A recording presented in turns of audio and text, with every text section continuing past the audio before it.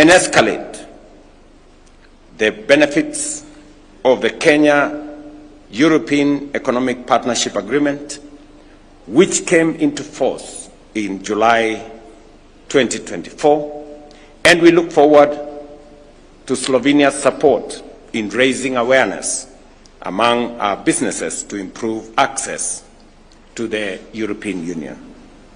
Slovenia's global leadership in sustainable apiculture and digital governance serves as an inspiration to Kenya, and we are excited to enhance our collaboration in smart farming technologies.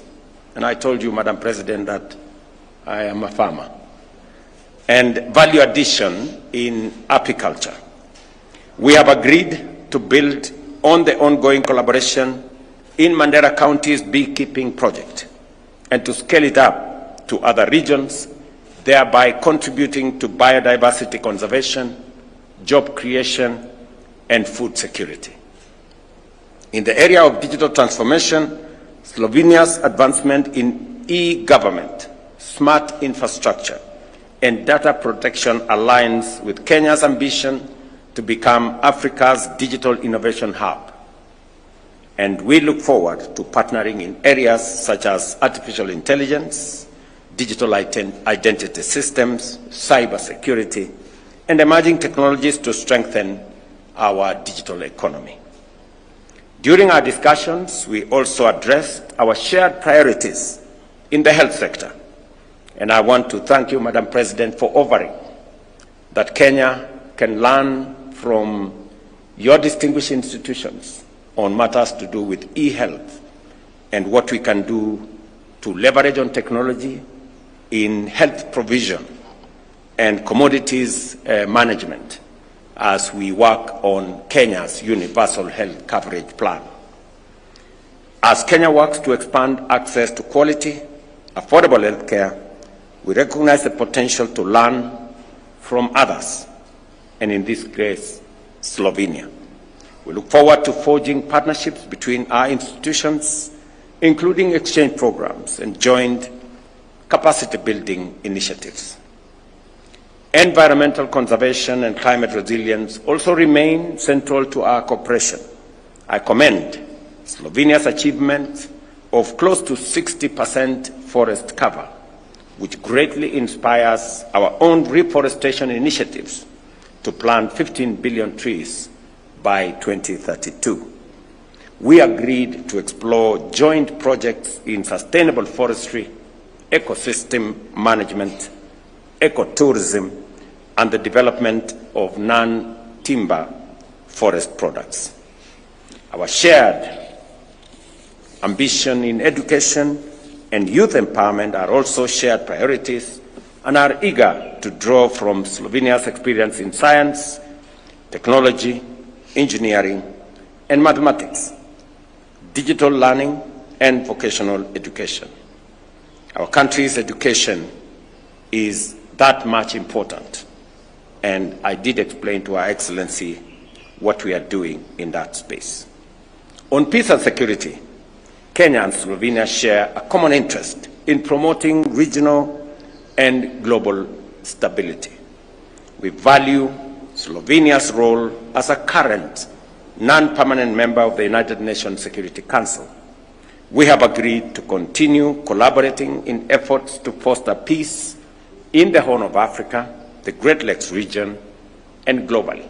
I did take time to explain to Her Excellency what we are doing in our region, in Somalia, to stabilize that region, and to work that country and to work with others in the awesome process that is currently underway in Somalia. I did also explain to Her Excellency that Kenya, Uganda, Ethiopia are working with South Sudan to see what we can do together, and there are ongoing discussions on what we can contribute as the three countries to South Sudan's stability. I did also bring to Madam President's attention that the real big problem that we have is in the Sudan, where war rages unabated. There are two generals that have no regard for human life, and the war in Sudan is heading towards carnage, and it is already in the realm of a human catastrophe, and that all levers need to be pulled regionally and globally to stop the carnage, the human suffering, and the tragedy that is unfolding in the Sudan. Ladies and gentlemen, our discussions also touched on the urgent need for reforming the United Nations, especially the Security Council, to better reflect contemporary global dynamics. We acknowledged that the multilateral system must evolve to reflect present-day realities and ensure greater equity, inclusivity, and accountability. We reaffirmed the importance of Africa having permanent representation in the Security Council. We also discussed the urgent need for a more inclusive and responsive international financial system to support sustainable development.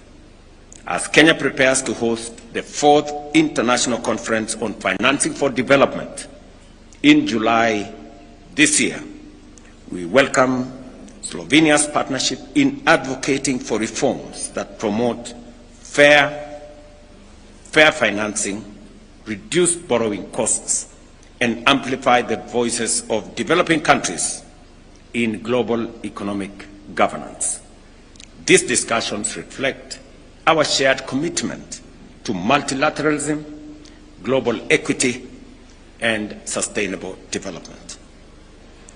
Ladies and gentlemen, to provide institutional support of our growing partnership, we have signed a Memorandum of Understanding on political consultations, which will establish a framework for regular diplomatic dialogue and consultations on bilateral, regional, and global issues of mutual interest.